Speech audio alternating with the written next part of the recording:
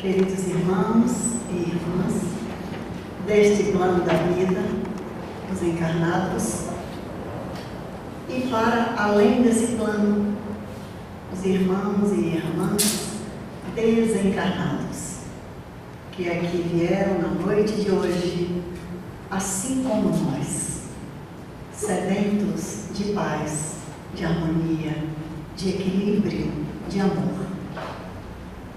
O tema, de fato, é uma virtude que todos nós carecemos. Todos nós necessitamos dessa conquista da ciência da paz, que é a paciência. Para nós abrirmos sobre essa página luminosa de um espírito amigo que deixou, através da mediunidade, na cidade de Harvard, no ano de 1860, ele se coloca somente um espírito amigo, então ele é anônimo, mas é um espírito amigo. Nós vamos lembrar de um espírito que foi o guia espiritual do médium venerando Chico Xavier, do Espírito Emmanuel, que faz a apresentação de uma obra de André Luiz, pelo mesmo notável médium, chamado Libertação. E ele apresenta essa obra de André Luiz com uma lenda muito antiga que os egípcios contavam. É a lenda do peixinho vermelho. Havia no centro de um jardim muito belo um lago muito grande. Esse lago era adornado por ladrilhos azul turquesa. Ele era alimentado por um canal diminuto de pedra, e as suas águas escoavam do outro lado por uma grade muito estreita.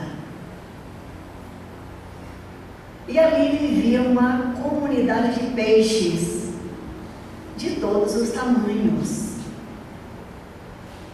Mas nos parece, a lenda narra, que havia um peixinho vermelho que destoava do resto, enquanto os outros se satisfaziam com as larvas, minhocas e outros petiscos que apareciam, não sobrava nada para o peixinho vermelho.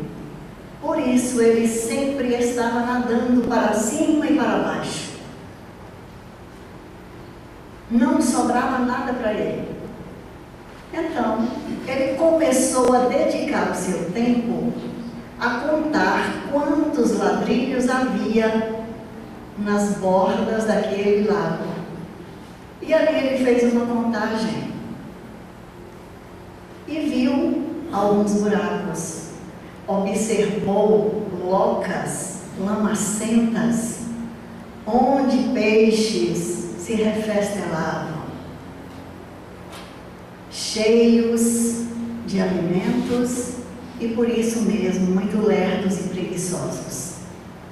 Ele subia, ele descia, até que finalmente ele descobriu a grade por onde a água escoava. Ele teve um insight, desejou conhecer o que havia do outro lado.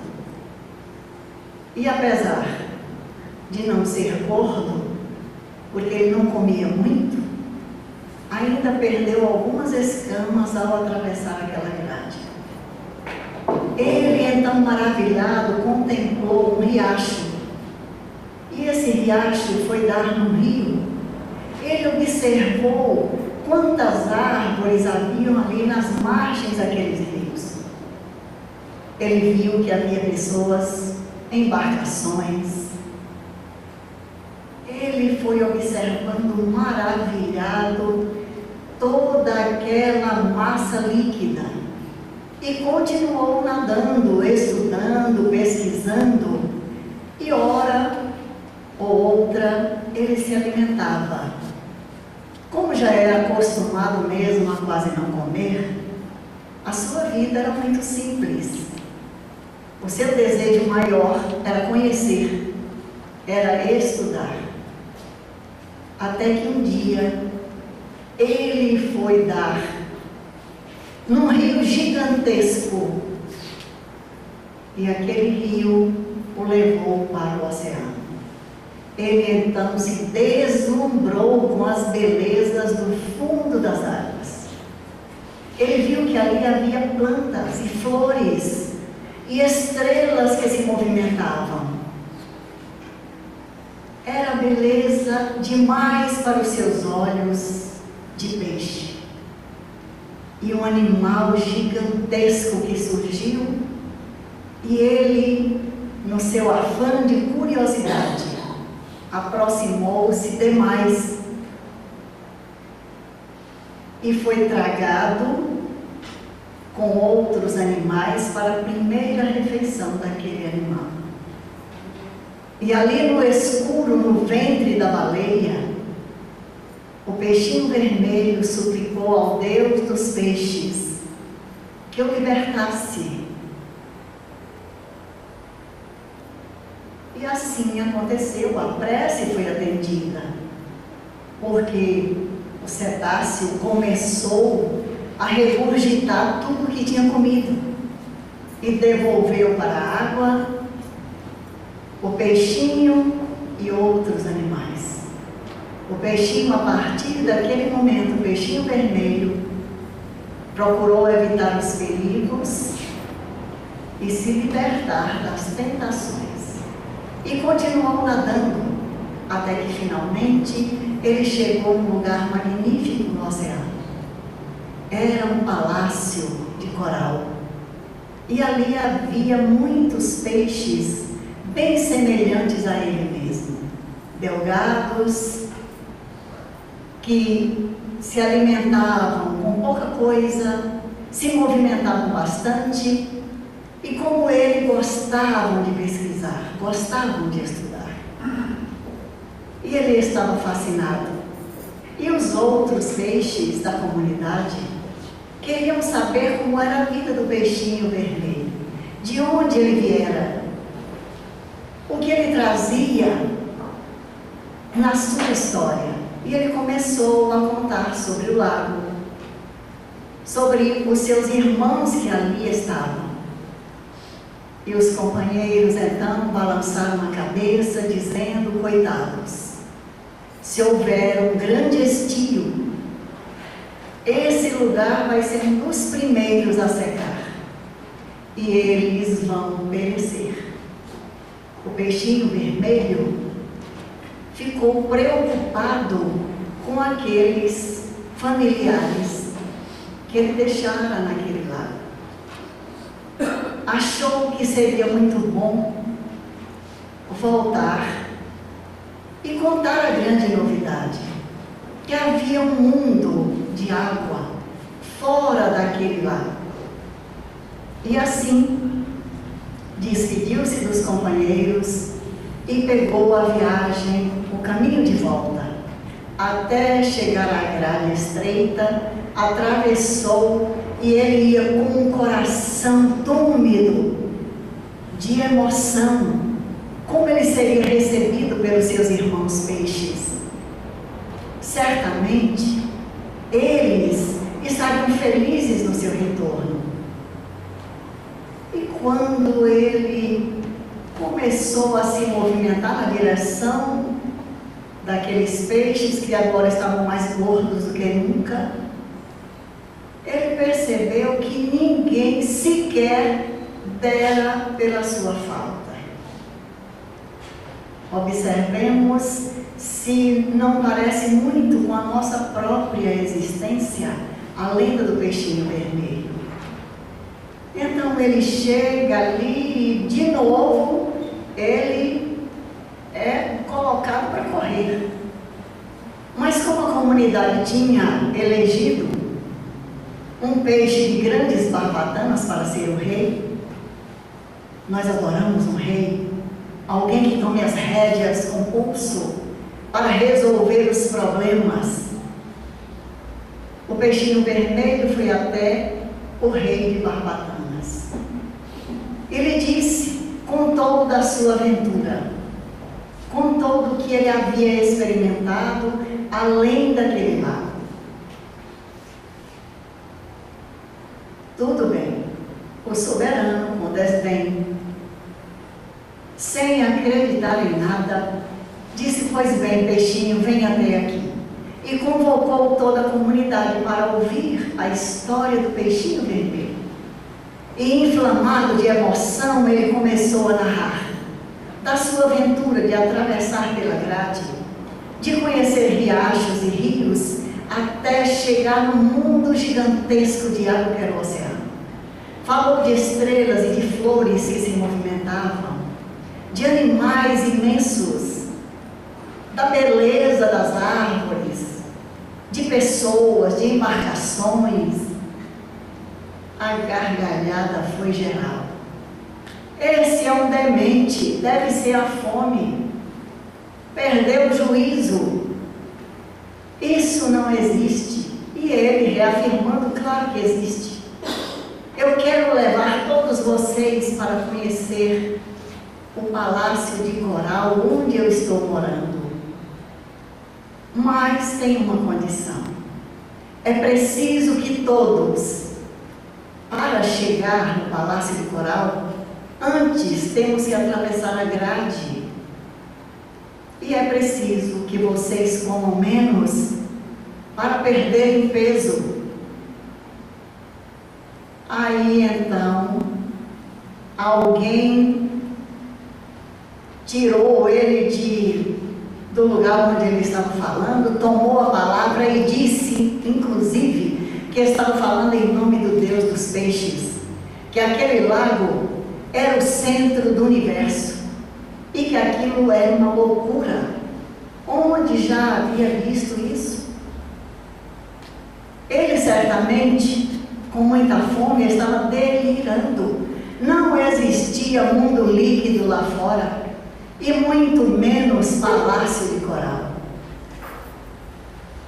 E foi tocado para correr. O rei o acompanhou a muito custo até a grade, onde ele mostrou que por ali ele passara. E o rei, olhando assim para ele, falou, escuta bem, peixinho, essa grade não passa nenhuma das minhas barbatanas, como é que eu inteiro vou passar por aqui? Mas eu disse para o senhor, é preciso sacrifício, é preciso parar de comer. Ele vai te dar aqui, peixinho. E o peixinho vermelho pegou o caminho de volta e retornou para o Palácio de Coral. Alguns anos passaram e houve naquela região uma seca muito grande. E a comunidade daqueles peixes que viviam no lago foi dizimada, porque só restou lama. E a lama, quem é nordestino conhece. A lama pela seca vira pedra. E aquela comunidade toda pereceu.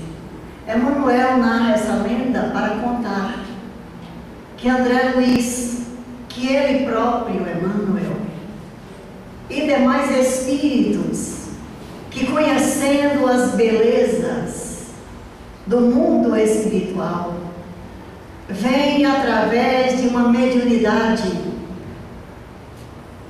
seja de um notável médium, como Chico Xavier, seja de um médium de menor expressão, trazer os seus anúncios.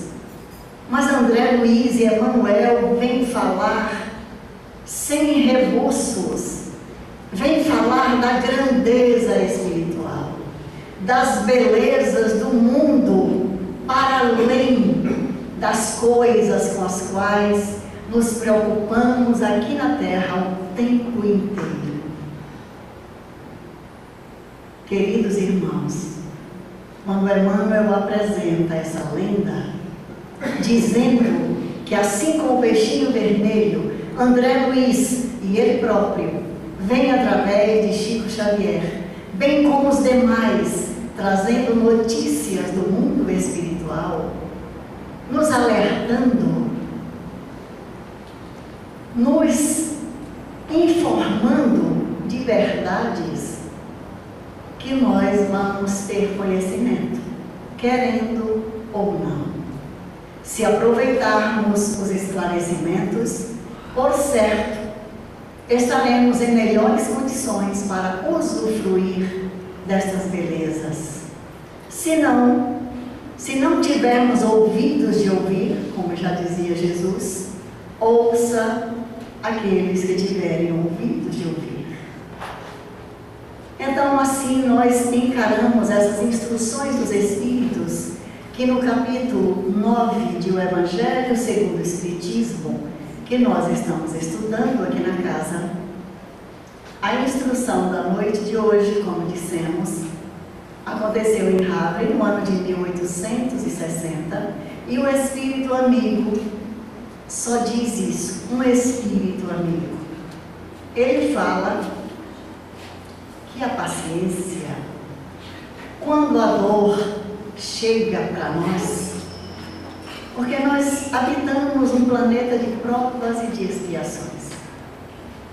Dizer que não há dor, que não há sofrimento num planeta como o nosso, é estarmos fechando os olhos à nossa própria realidade. Porque cada um de nós sofre por alguma razão. Se não é uma razão material, pode ser uma razão moral, uma razão espiritual, emocional. Mas a maneira como nós tratamos, como nós encaramos e enfrentamos a dor e o sofrimento, é que é muito diferente. Com Jesus, nós carregamos um fardo, porque todos nós temos um fardo a carregar. É o próprio Cristo quem nos convida: vinde a mim todos vós que estáis aflitos e sobrecarregados, e eu vos aliviarei, pois o meu fardo é leve e o meu jugo é suave. Porque o jugo do Cristo é o amor. Se nós estamos carregando um pacote de 5 quilos, mas aí bate o desânimo, o sol está quente, nós estamos meio pensos para carregar aquele peso e começamos a sentir pena de nós mesmos. Aí nós vamos baixando o rosto, vamos colocando a fronte para baixo e esses 5 quilos se tornam 10 quilos. Mas se ao pegarmos os 5 quilos, já que ele não está muito estabilizado no braço, e colocarmos aqui, agasalharmos os braços e olharmos para a frente, nós veremos que o peso ficou distribuído e nós vamos carregar aquele pacote feliz, porque contém alimento para nós e para os outros. Então, cada um de nós aqui no planeta, como diz esse Espírito Amigo, quando Deus envia a dor, a colocação, quando Deus envia a dor para nós, parece que Deus está enviando a dor para nós, assim a esmo. Não nos esqueçamos que a doutrina espírita nos esclarece que Jesus Cristo já nos diz das nossas escolhas.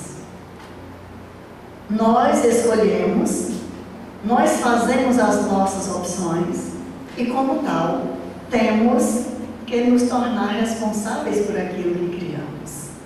Então, por isso a dor chega para nós. Nós nos encantamos por alguém e casamos. Aí, depois da lua de mel, vem naturalmente os compromissos, as responsabilidades. Chegam os filhos. E aí a gente diz, ai meu Deus, eu era feliz e não sabia. Mas eu não pensei que filho desse tanto trabalho. É um calvário, é uma cruz. Mas, gente, filho é uma bênção. Porque quando nós não temos filhos, nós queremos tê-los. E quando temos, reclamamos. Mas ter filho é magnífico. Cabe a cada um, a cada pai e a cada mãe, orientar esse espírito para o bem, para a luz, para a verdade, seja qual for a religião, não importa. Temos que apresentar Deus. Qualquer coisa que façamos, convidemos em primeiro lugar Deus para o nosso viver, para o nosso dia, para o nosso trabalho na casa. Que possamos encarar isso. Porque o Espírito amigo continua dizendo que a paciência é também uma caridade.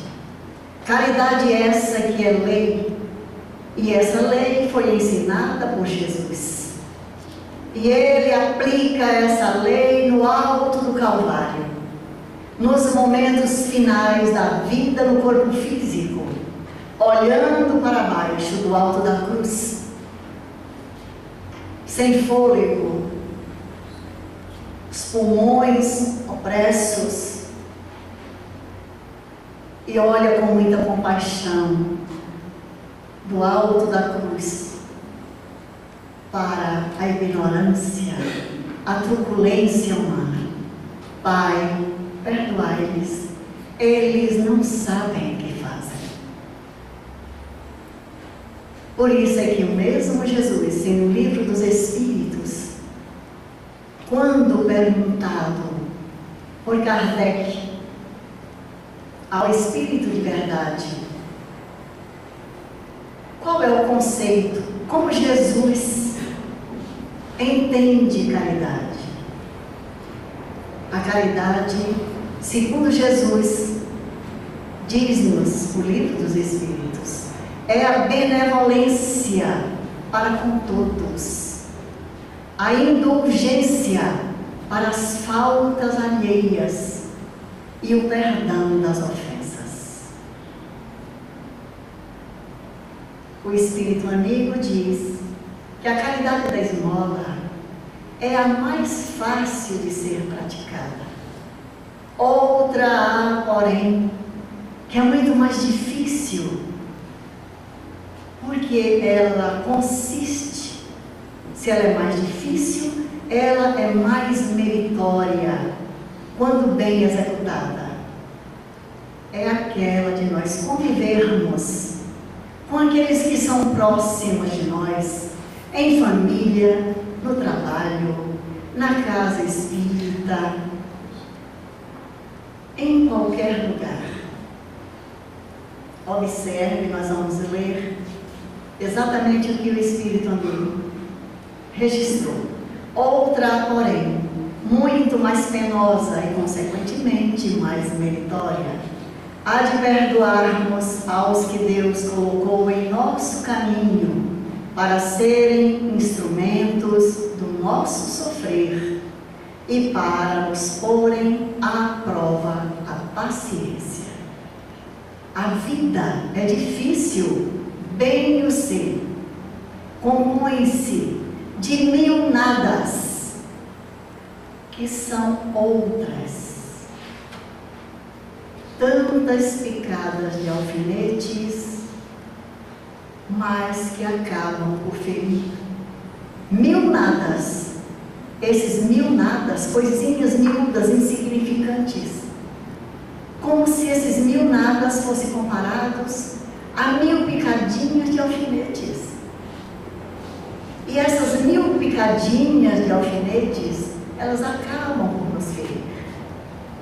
Se, porém, dermos atenção aos deveres que nos são impostos, lembremos-nos de que essa imposição é pela lei de ação e reação. Nós nos impomos estes deveres, porque ninguém vem para baixo do nosso teto na condição de filhos, de irmãos, de graça. Vem com um propósito muito sério, porque Deus é amor. Se nós dermos atenção aos deveres que nos são impostos, às consolações e compensações que por outro lado recebemos, haveremos de reconhecer que são as bênçãos muito mais numerosas do que as dores. O fardo parece menos pesado quando se olha para o alto do que quando se curva a fronte para a terra. Coragem, tendes no Cristo o vosso modelo. Sede pacientes, sede cristãos.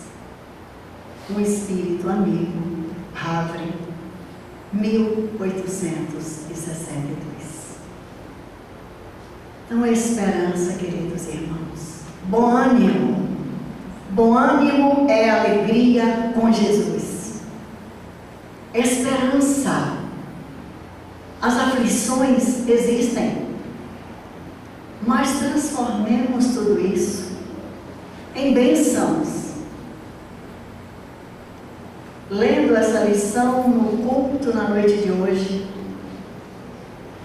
uma criança que acabou de fazer uma cirurgia de adenoide, que é o nosso netinho, ele fazendo algumas considerações sobre essa lição da paciência, ele disse do seu jeito infantil: vó, eu estava com muito medo de fazer a cirurgia, mas eu tive confiança na prece, confiança em Deus.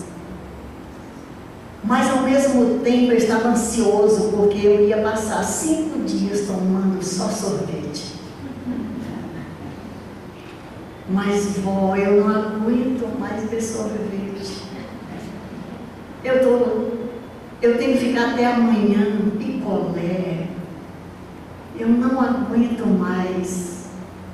Mas eu preciso ter paciência, porque depois você disse que eu posso comer qualquer coisa. Eu falei, não, ainda tem 5 dias de comida pastosa. Ele falou, pois é, mas aí você vai fazer uma sopinha e aí já não vai ser tão gelada. Mas com 15 dias, vó, você faz uma feijoada. Eu preciso ter paciência, porque hoje, quando a minha prima Cecília estava comendo aquele arroz de calabresa que você fez, eu até chorei. Então, essa lição para mim, vó, é para eu aprender a ter paciência. Eu, muito bem, meu filho. Paciência. Tenhamos paciência, queridos irmãos. Jesus é conosco. Jesus é nosso modelo e guia para todos os momentos. Como o peixinho vermelho anunciou para a sua comunidade, os Espíritos amigos estão sempre anunciando para nós. Trabalha, ora, confia, espera. Amanhã é outro dia. Tudo passa. Tudo passa. Que Jesus, com o seu amor que não passa jamais, continue com cada um de nós. Muita paz.